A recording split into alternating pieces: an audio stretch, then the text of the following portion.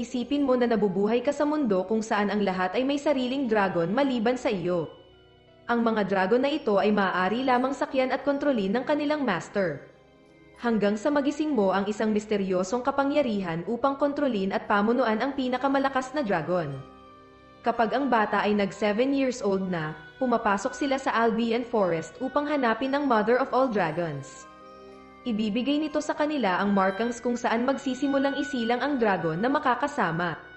Ang ating kwento ay nagsimula at makikita natin si Ash na nakahiga ng walang malay sa sahig at wala ang kanyang kanang braso. Kasama rin niya ang isang batang babae na nakahiga rin ng walang malay. Ang Mother Dragon ay nalilito at nagulat dahil ibinigay niya ang tanda kay Ash pero pinilit niya itong ilagay sa katawan ng batang babae. Nagdesisyon siyang ibigay ang kapangyarihan ng dragon upang tuparin ang kagustuhan ng maliit na batang babae na maging dragon breeder. Lumapit sa kanya ang ina ng dragon, humanga sa kanyang tapang at kabaitan, at ginamit ang kanyang kapangyarihan upang pagalingin ang kanyang kaliwang braso. 9 na taon ang nakalipas, nakita natin si Ash muli bilang isang mag-aaral sa Dragonar Academy. Itinuturo sa akademyang ito kung paano mag-train at magpalaki ng dragon ang mga bata. Ang lahat ay umaasa na magiging Dragonar, ang ranggo na ibinibigay sa mga tao na may pinakamalakas na dragon sa mundo. Ngunit hindi si Ash, sumali lamang siya sa akademya dahil sa kanyang kakaibang kakayahan na sakyan ang mga dragon ng ibang tao. Kinaiinisan niya ang kanyang kakayahan at ayaw niyang manatili sa akademya. Wala siyang maalala kahit ano sa nakalipas na 9 na taon at wala rin siyang dragon, at kahit na puno ng marka ng dragon ang kanyang braso. Lahat ay galit at nangungot siya sa kanya, tinatawag siyang inutil na breeder ng dragon. Kahit sanay na siya sa ganitong treto, hindi niya alam kung paano pigilan ang kanyang sarili. Alam niya na wala siyang silbi, pero handa siyang lumaban laban sa kahit sino na hindi marunong rumespeto sa kanyang dragon na hindi pa isinisilang. Na kahit pa si Princess Sylvia, hindi dahil sinampal siya nito dahil nabunggo nito ang kanyang dragon sa isang practice, kundi dahil sa sinabi nito na patay na naman talaga ang dragon niya. Humingi siya ng paumanhin mula sa kanya, ngunit hinamon siya ng prinsesa sa halip, sinabi niya sa kanya na mag-a-apologize siya kung siya ay magwawagi sa darating na dragon race. At bilang isang normal na lalaki na walang dragon, tinanggap niya ito. Dumating ang araw ng race at ginamit ni Ash ang dragon ng kanyang nag-iisang kaibigan. Ang maganda at popular na presidente ng paaralan na si Rebecca ay nagbigay ng talumpati upang magbigay ng inspirasyon sa lahat ng sasali sa race. Ngunit hindi ito naging epektibo, kaya naman sinabi na lamang nito na siya ay makikipag-date sa sinumang magwawagi na nakapagpahype sa mga bata at kababaihan sa buong akademya. Nagsimula ang race, kung saan tumatakbo ang mga dragon sa buong lungsod na walang taong makakasagabal sa palaro. Pumasok sila sa madilim na tunnel, kung saan may mga babae na hinaharangan ang daan ni Sylvia. Nakita ito ni Ash at binangga ang mga ito, dahil dito sila ay nawalan ng kontrol sa kanilang mga dragon at sila ay nahulog dito. Naging daan ito para manguna si Sylvia paglabas nila sa tunnel at pagtakbo sa kagubatan. Nakarinig si Ash ng ingay malapit sa lugar at nagsimulang mag-imbestiga. Dito niya natagpuan ang crash site ng isang aircraft na ginamit noong nakaraang Dragon War. At nakita niya si Milgauss, na bigla na lamang sinabi may dragon na naninirahan sa kanyang katawan. Sinabi ng nakamaskarang lalaki na siya ay isinumpa at kayang makaramdam ng anumang dragon. Nagpahayag siya ng paghanga sa lakas ng dragon ni Ash, kahit na bata pa ito, at gustong kunin ang kanyang dragon mark. Sa oras na sinabi niya ito, inutusan niya ang isang babae na atikihin si Ash at putulin ang kanyang braso. Tumakbo siya sa kagubatan upang iligtas ang kanyang sarili, ngunit pinatid siya ng babae gamit ang kanyang sandata. Tumalon ang babae sa kanya, at handa na upang putulin ang kanyang braso, ngunit nagawa niyang makatakas. Napansin niya ang bangin at napagtanto na hindi niya kayang labanan ang babae. Pero hindi siya nagdalawang isip na tulungan ito, hindi niya gustong kunin at gamitin ng iba ang kanyang dragon, kaya't dali-daling lumapit sa babae at hinawakan ang kanyang kamay. Itinulak niya ang babae pabalik sa bangin, habang siya ay nahulog dito. Habang nahuhulog, naisip niya kung gaano siya katanga at makasarili upang isakripisyo ang kanyang buhay para iligtas ang isang dragon na hindi pa isinisilang. Ngunit sa sandaling iyon, nagliwanag ang kanyang markings. Naramdaman niya na parang nag-aapoy ang kanyang braso at huminto ang oras. Isang gintong itlog ang lumitaw, at hinawakan niya ito, naniniwala na ang kanyang dragon ay isisilang na. Ngumiti siya. Hindi na siya pagtatawanan ng mga tao. Magkakaroon na siya ng pagkakataon upang maging isang dragon breeder, magkakaroon siya ng panibagong pag-asa, upang maging isang drag owner. Nagsisimula ng mag-crack ang itlog, at nagulat siya na hindi ito isang dragon, kundi isang babae. Dinala niya ito sa kanyang kwarto matapos malaman ang babae ay isang dragon princess ng pinakamalakas na pamilya ng dragon.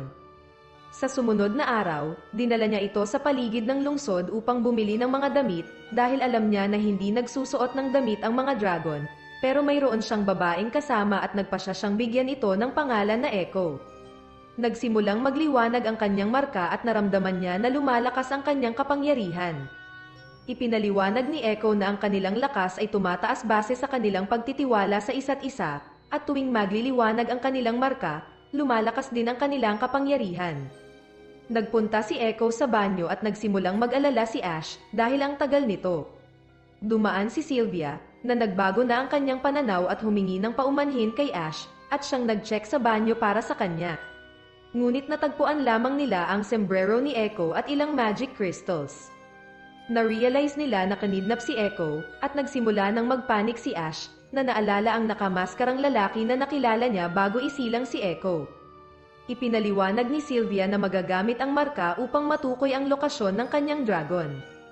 Ginamit niya ang kanyang kapangyarihan upang mag-focus sa marka, habang iniisip ang sandaling nakilala niya si Echo. Nagliwanag ang marka at lumitaw ang ilang paru-paro na nagdala sa kanila sa isang gusali. Narinig nila ang sigaw ni Echo habang tumatakbo sila papasok, at tumulong si Sylvia sa pagsira ng mga pinto gamit ang kanyang magic. Nakita nila si Angela, ang babaeng kumidnap kay Echo, at siyang nagtali sa dissecting table. Gusto niyang i-dissect si Echo at malaman kung bakit siya ang tanging dragon na ipinanganak sa anyo ng tao. Nagcast ito ng sleeping spell sa kanila, at lahat ay nakatulog maliban kay Ash na nilalabanan ang sleeping effect para makalapit kay Echo. Humingi siya ng tulong kay Ash, ngunit hindi niya malabanan ang epekto ng spell. Nawala ng malay si Ash at si Echo ay nagsimulang umiyak at sumigaw upang iligtas siya. Nagbigay ng lakas ang damdamin ni Echo sa kanyang marka, na nagbigay daan upang siya ay magising at sirain ang spell ni Angela gamit ang pagwasiwas ng kanyang braso, at mailigtas si Echo. Kinabukasan, pinuntahan si Ash ni Rebecca at inimbita silang mag-join sa kanya at kay Sylvia. Gusto niyang sumali sila sa student council, ngunit biglang tumayo si Echo at napansin ang presensya ng isang malakas na dragon. Nagmamadali silang lahat sa lokasyon ng dragon at nagulat sa nakita nila. Ang bayan ay nasira dahil sa isang dragon na naagnas, na parang zombie. Si Echo ay nagpasyang sigawan ng dragon matapos makita ang lahat ng tao na tumatakbo sa takot. Sumisigaw siya sa dragon, na malakas at bastos, at sinasabi na madali niyang talunin ito sa pamamagitan ng isang daliri lamang. Ngunit ang zombie dragon ay umatake at pinyulaputan siya gamit ang mga galamay. Nagsimula ang zombie na mag-cast ng malaking spell, na sumira sa mga gusali at sumunog sa buong bayan. Hindi na makatiis si Rebecca sa ginagawang pagwasak kaya't isinomen niya ang kanyang dragon at ark. Isang mahiwagang armor na ginawa ng mga dragon para sa kanilang mga masters, para mapalakas ang kanilang kapangyarihan sa pakikipaglaban. Nag-summon siya ng isang malaking sibat at ginamit ito upang wasakin ang ulo ng zombie dragon, ngunit nag-regenerate ito sa loob lamang ng isang segundo. Ginamit ng zombie ang kanyang laser beam, na pumilit kay Rebecca na gumamit ng defensive barrier. At nag-reflect ang ibang bahagi ng laser beam at muntikan tumama kina Ash at Sylvia. Inutusan niya si Ash na ilayo si Sylvia, ngunit hindi ito makagalaw dahil siya ay nanigas sa takot. Gustong lumaban ni Ash, ngunit hindi niya magawa dahil hindi pa nakakalaya si Echo. Nagkaroon siya ng pagkakataon na makaganti kay Sylvia sa kanyang ginawa noon at ginising siya sa pamamagitan ng pagsampal dito. Sinabi niya dito na isama nito ang kanyang dragon upang magamit niya ito upang palayain si Echo, ngunit masyadong mabagal si Sylvia, kaya't nakain na ng dragon si Echo. Tinawag ni Sylvia ang kanyang dragon at tinulungan si Ash na makapasok sa lalamunan ng zombie dragon. Ngunit nagawa ng dragon na patalsikin siya, ngunit iniligtas siya ni Sylvia at nagpatuloy sila sa kanilang pagtatangka upang iligtas si Echo. Naniniwala si Ash na buhay pa rin si Echo matapos maramdaman ang kanyang kapangyarihan sa pamamagitan ng marka, Sumisigaw na hindi siya susuko sa kanya, at nagpas siyang tumalon ng may paniniwala. Tumalon siya papunta sa laser beam attack ng zombie dragon. Ang atake ay tumama sa kanya, na lumikha ng isang pagsabog, at si Ash ay lumitaw na nakalutang sa himpapawid, na nakasuot ng kanyang arc armor. Gumamit siya ng kanyang koneksyon kay Echo upang pasalamatan ito, at hinawakan ang kanyang kamay, pakiramdam niya ay napakalakas niya sa bagong kapangyarihan. Nag-teleport siya sa dragon ni Sylvia at ginamit ito upang dalhin siya sa ulo ng zombie dragon. Ginamit niya ang kanyang unique ability upang kontrolin ang zombie dragon at lumipad pataas. Natuklasan niya ang pangalan ng dragon na ito ay Necromantia, at sinabi na siya ay pinatay at ginamit ng isang tao sa isang eksperimento.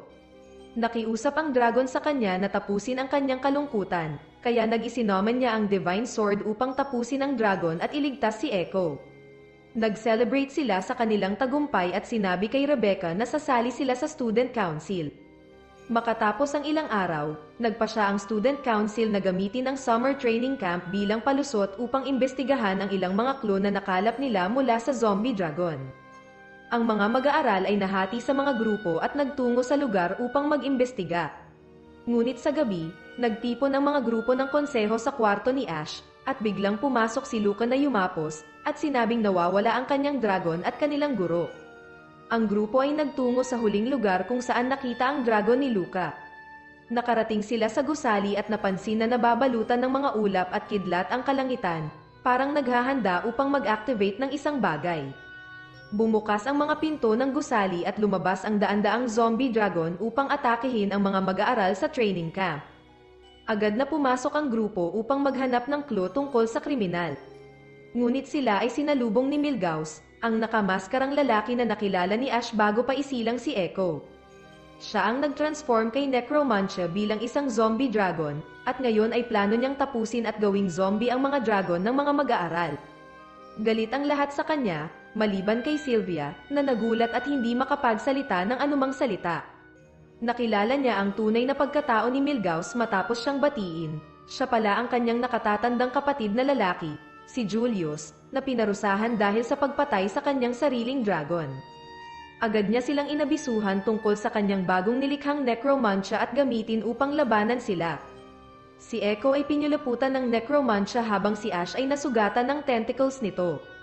Sumigaw siya ng pangalan ni Echo, ayaw niyang mawala ito muli sa isang zombie dragon, at nag-summon ng bagong arc armor. Si Ash ay nagmadali upang lumaban kay Milgauss sa isang suntukan, ngunit napilitan siyang umiwas nang gamitin ni Milgauss ang kanyang espada. Ginamit ng nakamaskarang lalaki ang kanyang zombie dragons upang atakehin ang mga kasama ni Ash, ngunit ginamit ng ating bida ang kanyang mahika upang lumikha ng mga weapons. Ang mga weapon na ito ay tumira ng mga laser beam sa mga undead dragon at ginawang mga bato ito. Sinubukan niyang cornerin si Milgauss, ngunit sinira nito ang bawat kagamitan at itinulak si Ash pabalik. Halos wala na siyang natitirang kapangyarihan, at nawala na rin ang kanyang arc, at natira na lamang ang armor sa kanyang kanang braso. Nagmamadali silang dalawa upang ibigay ang kanilang mga huling atake, ngunit ginamit ni Ash ang kanyang huling weapon para sa kanyang surprise attack. Ginawa niyang bato ang braso ni Milgauss at sinuntok ito palayo. Nang walang ibang pagpipilian, nagpa siya si Milgauss na tumakas sa pamamagitan ng pagtalon mula sa bangin. Upang iligtas ang natitirang mga mag-aaral, tumalon si Luca mula sa bundok at tinawag ang kanyang dragon. Siya ay gumagamit ng kanyang espesyal na teknik, ang Dragon Dance, at lumilikha ng mahiwagang kristal na nagpoproduce ng mahiwagang ulan upang i-eliminate ang bawat zombie dragon. Bumalik sila sa akademya kung saan inimbitahan sila ng hari, ang ama ni Sylvia, upang ipagdiwang ang kanilang tagumpay sa isang royal party. Agad silang pumunta sa palasyo, kung saan agad na ginawaran ng titulong Archdrag Honor si Ash ng hari, isa sa pinakamalakas na dragon breeder sa mundo. Ipinagdiwang nila ang kanilang mga tagumpay sa isang royal ball kung saan nakita niya si Milgauss. Hindi nila alam ang kanyang mga layunin ngunit hindi nila pwedeng sirain ang royal party. Hanggang sa mapansin ni Ash na dapat nandoon na si Echo, ngunit nawawala siya. Bigla, lumitaw ang isa sa mga katulong at sinabi na umalis na si Echo. Sinabi ng katulong na umalis si Echo matapos sabihin na hindi pwede si Ash na kasama niya. Siya ay isang dragon at si Ash ay isang tao. Walang dahilan para magustuhan niya ang isang dragon kaysa sa isang normal na babae na pwede niyang pakasalan at magkaanak. Nasaktan ang puso ni Echo at sinundan siya ng katulong, pero sa huli ay inatake ang katulong at kinidnap si Echo.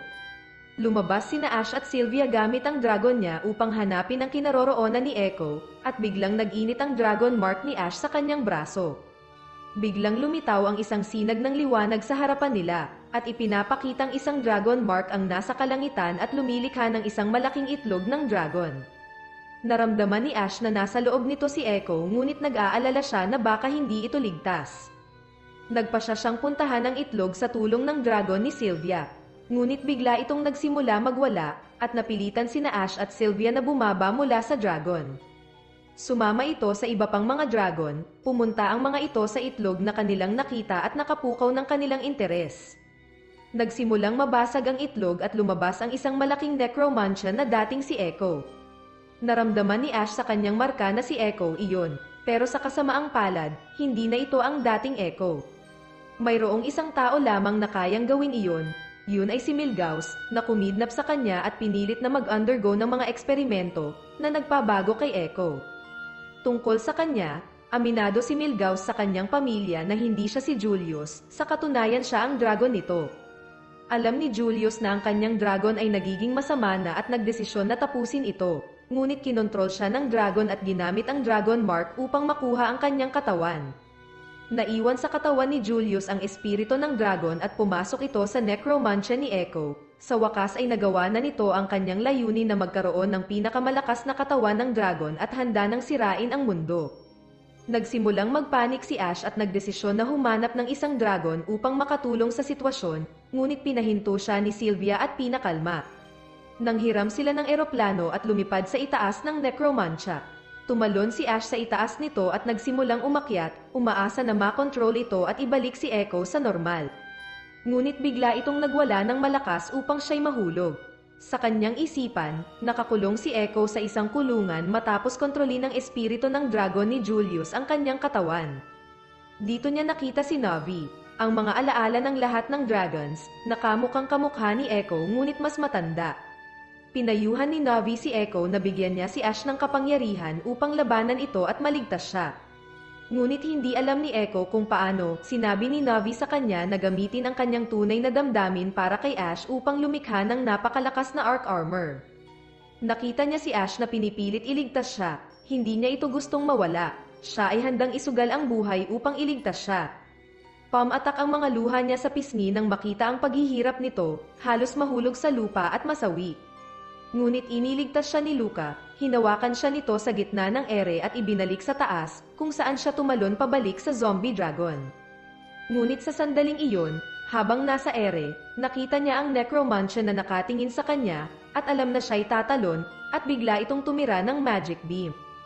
Hindi siya makaiwas o makagalaw. Ang mga kaibigan niya ay nagsisigaw ng pangalan niya na para bang ang buhay niya ay tapos na. Ngunit sa sandaling ang magic beam ay tatama na, isang barrier ang biglang lumitaw sa harapan niya upang iligtas siya. Naririnig niya ang tinig ni Echo sa pamamagitan ng kanyang dragon mark, sinasabi sa kanya na tanggapin ang kanyang mga feelings. At sa parehong sandali, nagkaroon siya ng pinakamalakas na arc armor, isang armor na maaaring siyang manatiling invisible habang suot niya ito. Hindi siya makapaniwala sa lakas na ibinigay sa kanya ni Echo sa pamamagitan ng armor na ito, at isinaman niya ang legendary sword, na Excalibur, walang pag-aatubili upang mailigtas niya ang kanyang dragon. Si Ash ay nagmadali patungo sa necromancer, pinutol ang magic attack sa kalahati, at sa isang was-iwas ng espada. Siya ay nagtagumpay sa pagtalo sa masamang dragon, at ito ay biglang naglaho. Iniligtas siya ni Echo, na biglang lumitaw sa harapan niya.